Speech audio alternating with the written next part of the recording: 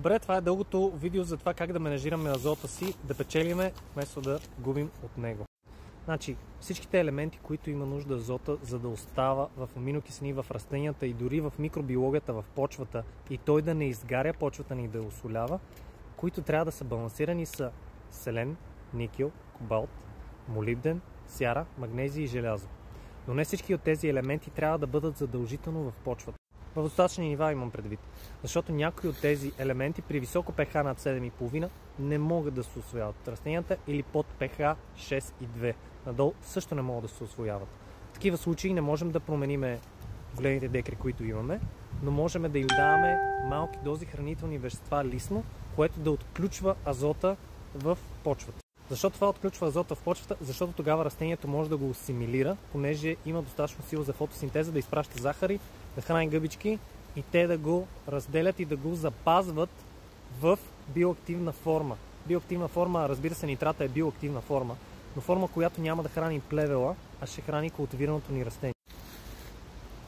Дивите плевели се хранят много с нитратен азот, защото е лесна, да кажем, като вафли за плевелите. Докато културните растения имат нужда от по-сложна храна, както ние от плодове и зеленчуци. И вие в случай искате здрава азотна храна за растенията си, за да може да не храниме плевела, а той по-бавно да избива. Но ако години наред не сме използвали правилна практика с менажирането на азота, тогава имаме доста нитратен азот и плевела избива по-бързо от някои културни растения.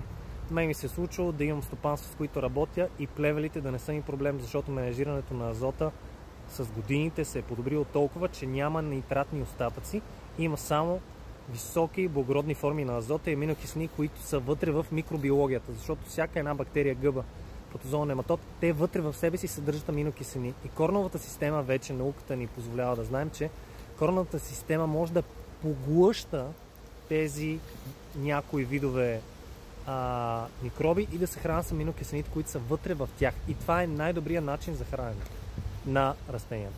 Но ако още не сме стигнали до там, се налага почвено, ако, да кажем, имаме апликатор. Когато хвърляте с апликатор One или някакъв вид азот, е хубаво да вкарваме малко молибден, сяра, за да могат тези елементи долу, когато растението се развие в корена, веднага да може да обръща азота в благородната му форма. И оттам културното растение става по-силно, отколкото плевелното. И това като го правим няколко поколения подред, самите семена, да кажем от пшеница, които вие си запазвате, те свикват да правят по-голям капацитет от фотосинтеза. Тоест могат много повече захари да синтезират, много по-бързо да израстват, много повече енергия да създават и да създават вашата почва. Тоест ние подсилваме растението, което след това ще подсили почвата. Но също така преди това сме дали кофакторите за почвата да може да помогне на растението, молибдена и сярата, които казах преди малко. Друго затруднение, което според мен в годините практика се случва, е, че стопанства работили над 10 години и са фърляли азот всяка година, те са изгорили почвения въглерод. И този въглерод, да кажем 10 години преди да започнете да работи на стопанството, някой ви е оставил, да кажем, 3 ppm с въглерод. С времето, което вие хвърляте азот, е станало 1,6, защото азота изгаря въглерода, за да го превръща в хумусна маса или в почва. Но поради бързото развитие, бързото изгаряне на азота от въглерода, падат депата, хумуса изгаря и не може да се запазва влагата в почвата, което е деградиране на почвата чрез тези солени субстрати. Как може да коригираме това? Когато слагаме хубави и качествени хумунови киселини в апликаторите или в моментите, в които прилагаме азот. Защото азота, за да се активира, той има нужда от определено съотношение на сяра и определено съотношение на въглерод. И вие, ако нямате вече активен въглерод в почвата, въпреки че черноземите ви го прощават това, въпреки че гледате растения и те вкарва въглерод, той не е достатъчен на базата на азот, който вие вкарвате. Това говоря при над 3 кг на декар. Тоест ние имаме тук абсолютната отговорност да вкарваме въглерод в почвата, когато внасяме азот. И то е само за да подобриме качеството на азота. Иначе губим пари и храним плевели. Няколко неща, които може да си вземете от това. Ако искате да слагате азот, или слагайте по-малки дози, или когато слагате тези дози, внасяйте хубави хуминови киселини молибден и сяра. А оттам, когато стане топло и насекомите нападнат, вместо веднага да пръскаме с инсектицид, знайте, че ако има насекомо, което идва да яде от вашето растение, това е защото то е в много лошо финансово и здравословно състояние. Растението ви казва, че има нужда от магнези, желязо, бор, които да обърнат този нитратен азот, който в тях тече, особено когато стане жега и изведнъж насекомите дойдат. Това е защото са се задръстили доставните канали на растението от нитратен азот. Той не може да се движи. А той не може да се движи, защото няма кой да го бута. Магнезия, желязото и бора. Бора особено. Той бута. Първо, като влезе магнезия и желязото в растението, обръщат в аминокиселини нитратния азот, т.е. той се разтваря и изчезва. Бора успява да достави до всички краища на листата и на растенията, за да може този нитратен азот навсякъде вече да се образува в аминокиселини.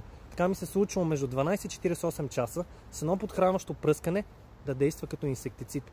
А на всичкото отгоре ние сме дали достатъчно храна, за да дигне и добива на това растение. Има една прекрасна книга Mineral Nutrition of Higher Plants, която е научно базирана книга от 800 страници, която е публикувана преди повече от 50 години и не се използва за менежирането на всякакви такива видове проблеми. Аз в момента просто ви синтезирам част от тая книга, защото аз работя с нея в различни стопанства, където посещавам и помагам. Има още 15 такива неща за азота, които може да използваме като специфика, за да си го запазваме и да вземем максимума от него, когато го прилагаме. Някои елементи, за които не се говори в България и много малко в Европа. Яра обаче е една компания, която го прави, и това не е, защото и правя реклама. Аз не работя с Яра, но те имат този елемент в някои от миксовете си. Това са елементите селен, кобалт и никел. Никела се използва, за да може уреята да се обръща в аминокиселина отново в растенията. Някой говори ли за никел? За селен? Селена е доста скъп продукт, но като се слага 10 грама на декар, ти излиза 50 стотинки. И то лисно се прилага. И кобалт. Кобалта отново много малко се говори за него. Това са много малките елементи, които бутат големия елемент азота, за да го направят здравословно усвоим от растението и от почвата и да можете, пак казвам, да се справяте с плевелите си. Ако вие трябва да слагате 15 грама на декар от тия 3 елемента и ако ще ви струва 60 стотинки това нещо, струва ли си? Защо компаниите не го слагат в миксовете си? Това вие знаете отговора на това нещо. Слагате 10 кг азот и ви липсва щурчето. 10 грама никел, 10 грама кобалт, 10 грама селен, които на всичко отгоре работят и за да могат да направят растението издържливо на жегата, която имаме. Селена е един от най-добрите елементи, заедно с силиция и мангана, които създават сухоустойчивост и силната радиация, която пърха върху растенията ни по цял ден през лятото, да се справяме с тях. Обаче селена е най-силният от тия трите елемента. Кой ни говори за селена?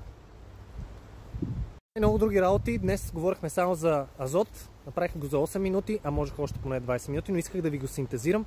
Ако имате въпроси по различни елементи или как да се справяте с храненето си, как да оптимизирате храненето си, как да се борите чрез хранене гъбички, насекоми и вируси и бактерии, които пречат на растението ви, пишете ми, свържете с мен. Аз съм Тео и се занимавам с биологично агрономство в България, но работя с всякакви видове стопанства.